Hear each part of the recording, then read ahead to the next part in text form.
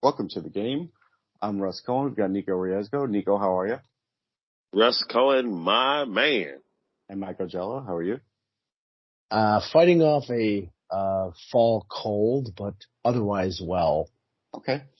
Sorry to hear that. Let's talk about the NLCS first, because I'm going to start off by saying Dave Roberts is a lousy manager.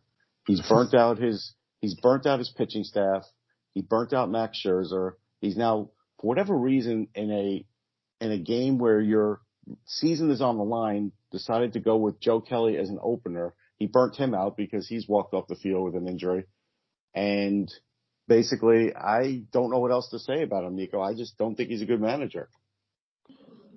Well, he's got them this far. I mean, he's won a world championship for them, and they're on the verge of, they're down to their last few at-bats here, and they're fighting still. So it's not over till it's over. If they can pull out some magic, they've shown over the years they've got some magic in it. It may be the last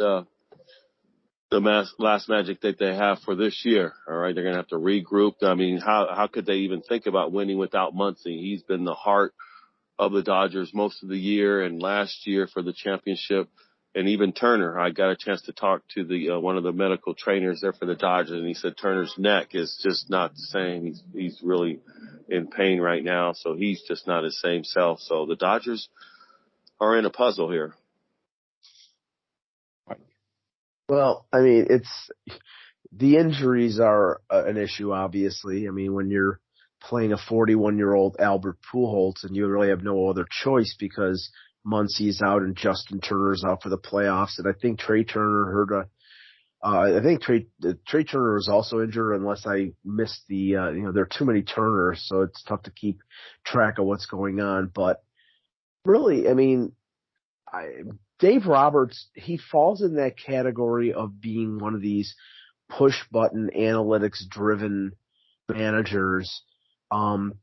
When they started an opener in one of the earlier games of the series, he was quoted to say, well, I have a vote, and, the analytics department has a vote and the GM has a vote, and I got outvoted, so we had to start the opener. And, that's the same case as Aaron Boone, which we're probably going to talk about in a little bit, where you can't really completely blame the manager because some of the decisions that are being made are not the managers. They're, the organizations. And I hate that because, honestly, I want a manager to either give credit to or blame. And this bull crap of the hiding sort of behind the analytics group, it just is infuriating because, somebody's got to be accountable. And the way they're doing things right now, nobody's accountable, really. Why do you say nobody's accountable? Because you don't know who's making the decision. You say Dave Roberts. Well, it's not Dave Roberts after the season could say, well, I didn't make the decision. It was everybody as a group. I mean, unless they're going to fire the GM, the analytics group, and the manager, there's nobody you can specifically blame for the problem. Okay, but he's the guy on the firing line. Like, he's the guy. It doesn't matter who's giving it to him. He's the face of the team. Right, but the problem is, if he's doing what the organization wants him to do, then you can't blame him. It's like, okay. I can go back and say, listen, Dave Roberts doesn't have to follow everything the organization wants to do. He can go into the office and say, hey, this is dumb. We're not going to do this. But if he says, okay, I'm going to go with my gut and play this guy instead of Albert Pujols, and it doesn't work, then he gets fired. So that's the thing. It's like, one of the reasons Aaron Boone got a 3-year extension is because he buys into the analytics, and he's the one who makes the lineup, but he values the numbers. So Dave Roberts is the same way. Now, I agree with you. I don't think he's a very good manager, but like last year, he won a World Series because Kevin Cash was a slave to the numbers and pulled Blake Snell out after 2 times through the batting order, and that was idiotic. So I don't know how much heat Dave Roberts is going to take. He won't take any. It's the Dodgers. I mean, right. Nikco, I don't expect anything to happen to his job. I just don't think he's a good manager. He's got a great team, and he's in a great position. And, trying to win back-to-back World Series, you've got the world against you. You really got all these 31 other teams that are just clawing you back into the jar with them, and they just want to be on top.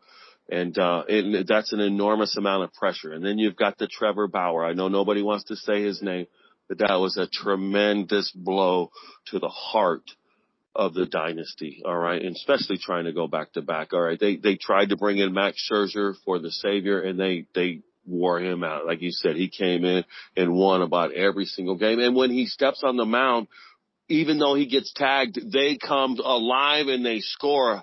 Why is he not starting tonight on their last deathbed? I have no clue. And that is reason for fire. Whoever made that decision not to start Max Scherzer tonight on the final night when it's all on the table, they've got someone to answer to tomorrow. Well, his arm may be dead. That's why.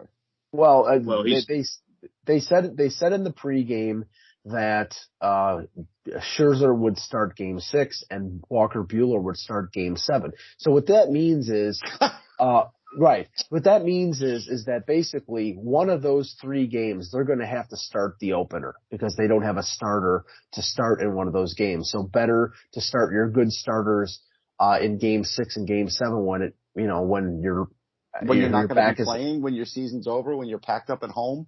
Dave Roberts has talked about this before. Dave Roberts always talks about the next game, but the problem is you have to get to the next game. And he's down 2-0. He's probably not getting to the next game. You can't always look at the next game. Yeah. No, I mean, honestly, unless Scherzer's tank is empty and he can't pitch, I mean, just think of it. There's a travel day if they win this game, a travel day, and then they, Game 6 on Saturday. So that would mean probably him starting on regular rest. And not only is the Bauer loss crippling, but the Kershaw loss, in spite of his history in the playoffs, not having him around is devastating as well. So they're operating, they're the Dodgers, so they can go out and get Scherzer and give up whatever they gave up.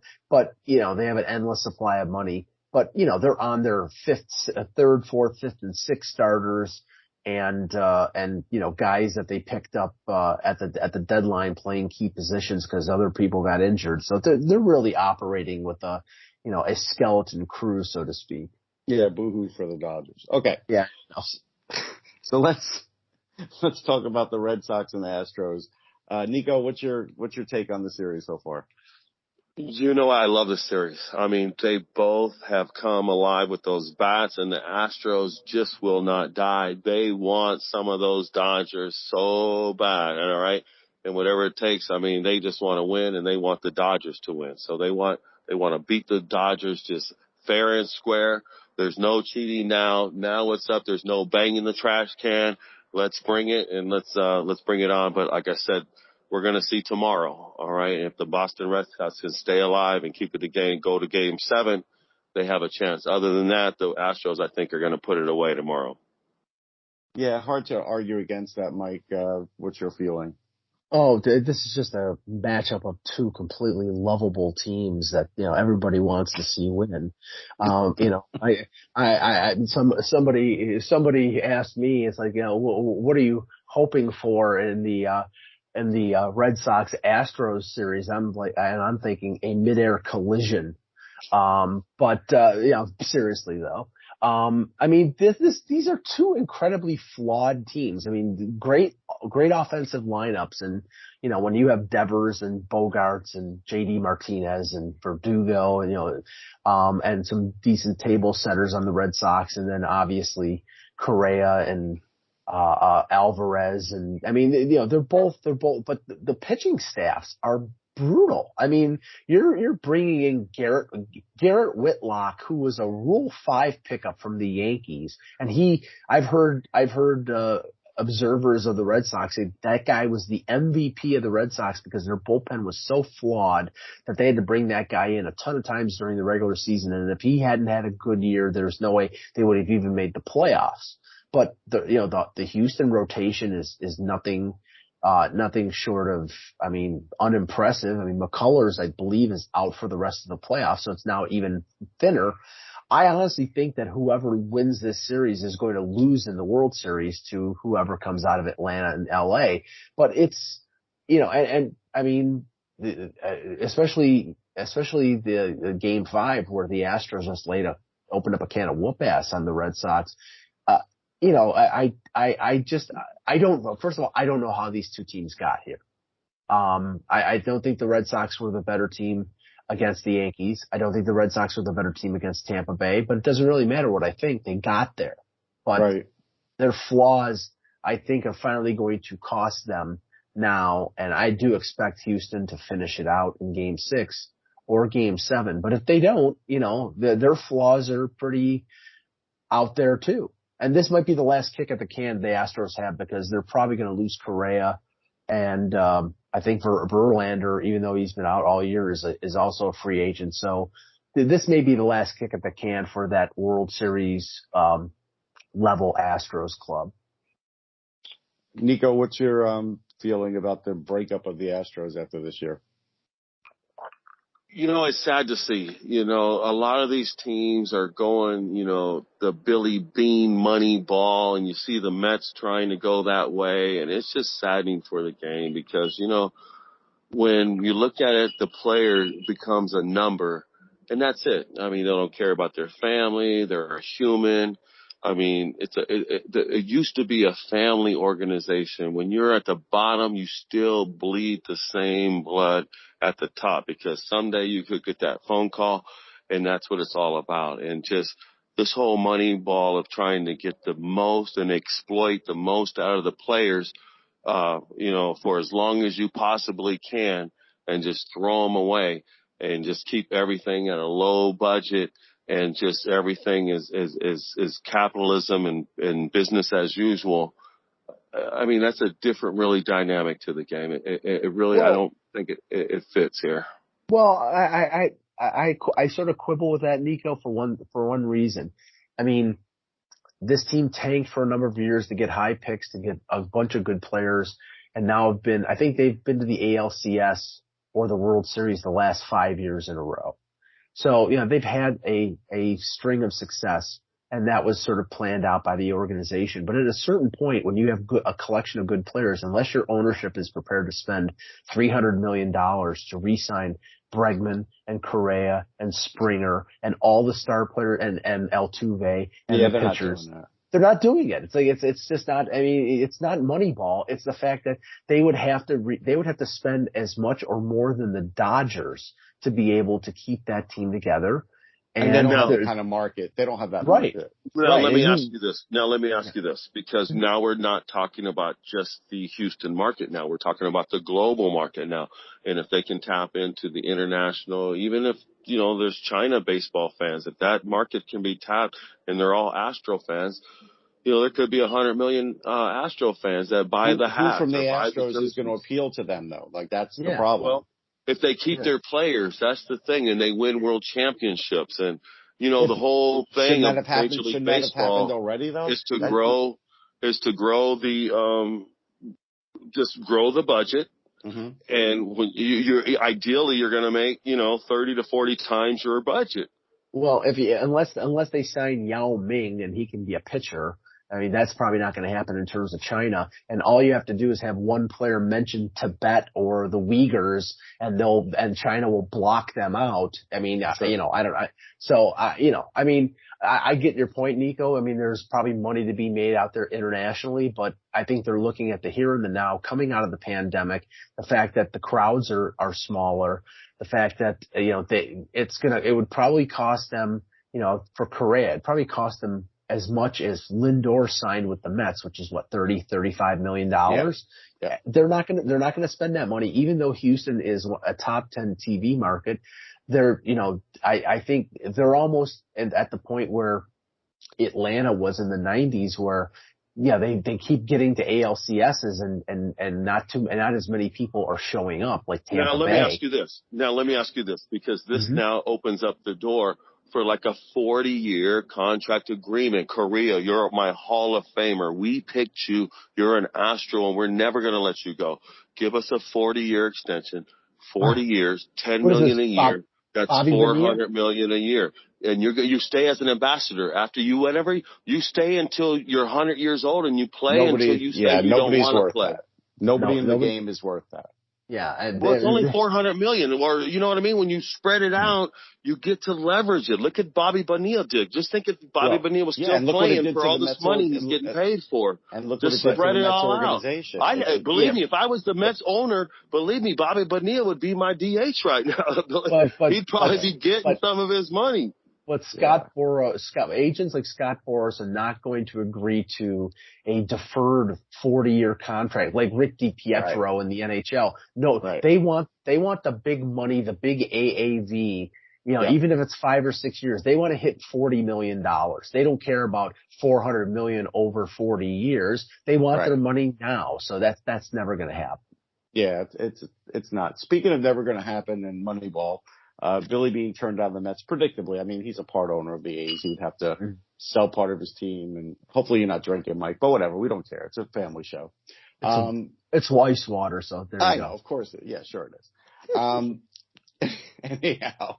Let me break out the bourbon. There you go. Well, we're going to talk about the Yankees next, so you certainly can if you want to. But Billy Beane wasn't coming to the Mets. None of the top executives are coming to the Mets because Sandy Alderson's there. And the fact that Sandy Alderson's there and you have to answer to Sandy Alderson no matter what your title is, it's going to limit the field. And honestly, I don't know who they're going to get. They're going to get somebody that is going to go for a little bit more money, that's going to want to leave their team. I don't even know if either of the Dodgers candidates for the Mets will sign with the Mets. That's the interesting thing here. And Nikco, they're in a tough spot because they should say goodbye to Sandy Alderson. For whatever reason, they won't. So now it's going to cost them for that next executive position, and that's going to hold up who they hire as manager and all of these other things. Nobody wants that job. Nobody wants to work for Sandy Alderson. I think it's written all over. As great as he is and what he started with the money ball and the low pricing, nobody wants that. The Mets fans don't want that. We told the Mets exactly what to do. Splurge, go get Rosario. Go get everybody that's on the marketplace at the free agent, and then we'll let the talent dissolve itself, and they'll fall off the thing. So you start off big, and you drizzle down, and you win championship after championship after championship while you're dribbling down the talent and bringing your own. They didn't do it, though, because Sandy clearly got into Steve Cohen's head and made sure they didn't spend too much. They did get Javi Baez at the deadline. They didn't go over this luxury tax, which, again, a lot of the big teams did not go over the luxury tax, even though they said they might if the right player came along, but that was just lip service. So in the end here, Mike, this becomes a story simply because nobody wants the job. Eventually somebody will take the job. Hopefully it's not Sandy Alderson's son, who's a scout right now in the organization, but hopefully he doesn't get elevated to that spot. But I've seen weirder things. At this point, I don't know what's going to happen. Well, the interesting thing that came out today was that, Billy Beane came out and sort of explained why he didn't take the job. It wasn't because he would have been limited by Sandy. It was the fact that he would have to uproot his family and from the West Coast to the East Coast. Now, or is he doing a favor for Sandy? Like, come on. Right. I was just going to say that could be complete bull crap. And it could be, he knows Sandy. He's doing him a favor. And he also came out and said, this is a great job that anybody would want. So, he was laying it on thick. That being the case, Theo Epstein didn't want it. Beane didn't want it. Stearns, the guy in Milwaukee, wasn't given permission. I mean, I heard and I shuddered when I heard the name of Jeff Lunau, if they're going to go after that corrupt son of a bitch. I mean, I hope Steve Cohen spends his money better than on somebody who should be banned from baseball. But, he may be desperate enough to sign a guy like Lunau as the GM. You never know. It's a weird situation. It's still a team that has talent. It's still a team that has plenty of money, and it's in New York and nobody wants it. It's interesting what's happened with the league in that regard. Like, guys are looking for what they would think is a good job. Sometimes they don't care about the market. Sometimes they don't, because sometimes, I have to say, Nikco, sometimes these guys are looking for the easiest job in the sense that they don't have to answer to the press too much. They don't have to come under scrutiny. Like, I think Theo Epstein did do that for a while, and he's probably tired of it. And whoever gets in that spot, you got to be prepared. You actually are going to have to, answer for your job. But, again, I don't know who that's going to be, and really none of us do. And I don't know if it's going to happen for weeks yet. Now, there is one person that I would like them to sign and re-sign, similar to what the Boston Red Sox commitment that they re-signed their Cora, Carlos Beltran. No, If get out of somebody, here. No. if somebody can change the dynamics in the dugout, With it's what? someone like He has Carlos no Beltran. experience. He has no managerial experience. No, but Zero. he's a player that has given New York his best. He's Has given he? his heart. He struck out with the bases loaded looking in No. 2006. Yeah, no. Is that his No, best? I'm talking over his career. I don't want to put his whole career that he gave to the Mets on the one at bat. Okay. When you look at his stats, he's a guy who got a lot of money and didn't sit. He earned his money. That's fair. He did. Wow, I thought I was scarred by Wayne Gretzky in Game 7, Russ. Jeez, the Adam Wainwright, Carlos Beltran thing. Jeez. I'll say this. You can't go down the road. If they do hire Lunau as the GM, they may as well get another cheater in Beltran as the manager. But I really hope, cause I like the Mets as an organization. I don't hate them, but, not like the Mets of the 80s, which I despised. I just, I think they should re-sign Conforto because I think Conforto was a good player who had a bad He's year. gone. Actually, I have news on that. Yeah, I mean, and that's a shame because that's a homegrown guy who had some pretty good years for them. The last year was a bad year, and I think he still has something to contribute. I think they could get him for a reasonable price, but if they're moving on, that's a sad thing. But, right now, Syndergaard is up in the air. DeGrom is up in the air in terms of his health. I mean, Stroman is probably going to free agency. There's a lot of balls in the air here, and you don't know how they're really going to handle it. No, you don't. Syndergaard wants to be signed, so all they have to do is make him the qualifying offer and he'll take it. That's right. An easy one. Will they do it? I don't know. I would think they would do it, but I don't know. Stroman will go to free agency. The word is that Seattle has interest in Conforto, so why not? You'll have Jared Kelenic in the outfield. You'll have Conforto there. You have Chris Flexen there. It's basically been called by Chris Flexen and me, Mets West. I did that the other night. Yeah. I was just going to say Mets West. That has a ring to it. And I said that the other day, and then someone in the know said, actually, Chris Flexen has been saying that all the time, so I'll give him the real credit. I didn't know he said it, though.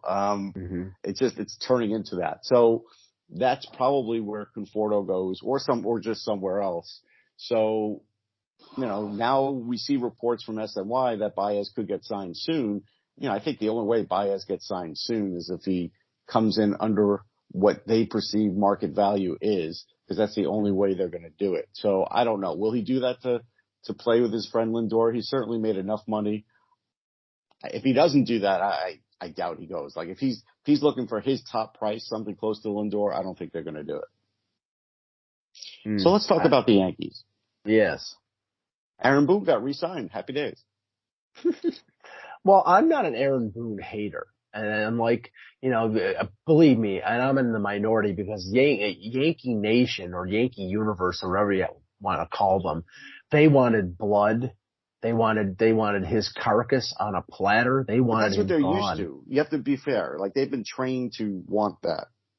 Well, yeah, but I think the frustration level is higher because, and this is a mistake that Brian Cashman makes, and I get it, and he held a 90-minute press conference, and it was like one of those things where, a politician will have a press conference and he'll answer every question until he exhausts everybody, and then, he controls the message, and he did that when he took all the blame for himself, but, back to the analytics group and said, well, it basically what Hal Steinbrenner said in July, it's on the players. And there's going to be a lot of changes in the players. But if Boone was not the problem, why did they let go Phil Nevin and Reggie Willits and, and both hitting coaches, Marcus Timms and PJ Pelletier, I think his name was, who I've never heard of before yesterday. But they kept the pitching coach and they kept the bullpen coach because the pitching staff did well, but their hitting was terrible. Other than Judge and Stanton, their hitting was terrible. But can you really, when you have chicken bleep to work with, and it's sad to say that when, you have a $205 million payroll, but when, up until the deadline when they went out and got God forbid, a couple lefty batters to balance out the lineup. You had 8 righties starting, and you had guys like Gary Sanchez who hitting 206. I mean, their lineup was flawed, and I put that on the general manager, because once they got a little more balanced of a lineup and had Rizzo in there and had the 160 hitting Joey Gallo in there, they were a better team. But they were flawed. They didn't want to spend the money, like you said. They didn't want to break the luxury tax. Now they're prepared to go out and spend some big money to go out and get a shortstop, and that's what one of the things that Cashman said. But does that mean you're trading Luke Voight and moving LeMahieu to first base? There's talk about them re-signing Rizzo and having LeMahieu basically be a utility guy who plays third one day and second another day and first, and like that. Well, I mean, what could you really get for Luke Voight? I mean, I think a lot of people now feel like his season was an aberration. Well, he keeps getting hurt, and that's the problem. It's like, great. He led the major leagues in home runs in a 60-game season. Right. That's like Brian Savage leading the NHL in goals if the season ended in October. Yeah. So yeah, it's like, I mean, that's it's really meaningless. Dodgers have some life. They just took the win. Oh yeah, AJ Pollock hit a solo shot, and now Chris Taylor's hit a 2-run home run to put them in the lead 3-2. So hey, the opener's working, isn't it? Well, but just getting back to the Yankees, I'm curious to hear what Nikco says here, but I think that you're probably going to see. I don't know if you're going to see Gary Sanchez back, but they might qualify him simply because a catcher hitting 25 home runs, even if he hits 206, is not a bad value. But the problem is the guy. He's a lousy catcher. He's a lousy defensive catcher. And when Garrett Cole's pitching, you have to put Kyle Higashioka, who's a 180 hitter, in there, because that's his Eddie Perez if you're Greg Maddux. So there's some flaws in the lineup. Does Gleyber Torres stay? I think he probably does, but he probably stays at second base. They're going to go out, and the question is, which of the big shortstops are they going to choose? I think they're going to go after probably Trevor Story, because Story is best buddies with LeMahieu, and I think he'd be the cheapest of the big guys. Correa is going to cost $35 million. Seager probably around the same. I don't think Story's field, so they don't need. Yeah, Seager's a third baseman playing shortstop. So I think they're gonna go after Story, and Story is a Gold Glove level shortstop, and they needed that since Didi Gregorius left, and so we'll see. Nikco? That would be a dynamic addition to the Yankee franchise. Trevor Story is probably bred for that stadium, as well as being friends with LeMahieu. LeMahieu needs somebody to feed off of, somebody who's got that daily grind every single day and doesn't just kind of, take off today and here to tomorrow. Also, Jose Ramirez is just he's somebody that the Yankees need to snatch up real quick. If they can't get him in the trade, they need to sign and give him whatever he wants. All right. They need a player like Jose Ramirez who's proven himself, and the Indians are going to let him go, or they're going to trade him. They're not going to pay him, but the Yankees can. If the Yankees are serious about winning a World Series, they are going to get Jose Ramirez in that lineup. Well, the one thing that they need to heed from this year is to have a more balanced lineup. Now, Gallo I think he's a waste. Great, he walks 100 times, but he hit under 200. I think he ended up under 200 for the rest of the year. So, great. He hits 35 homers, but you can't win with a left-handed, faster version of Rob Deere, and that's what he is. But they need lefty bats, and the only thing about Story that I think is against him is the fact he's another righty. But they need to re-sign Rizzo, and they need to, how many times can you bet on Aaron Hicks and he gets hurt in May, and then Brett Gardner, who's older than Methuselah, is still playing most of your games in center field. He's a gamer, and I love him, but he's 38 years old. He can't be your starting center fielder for most of the year. So they're going to have to find some strategic places to get some lefties in the lineup. They're going to have to be more speedy, more athletic in their batting order, and they're going to need more pitching, because they're not going to re-sign Kluber. Jamison Tyone is going to be out until June.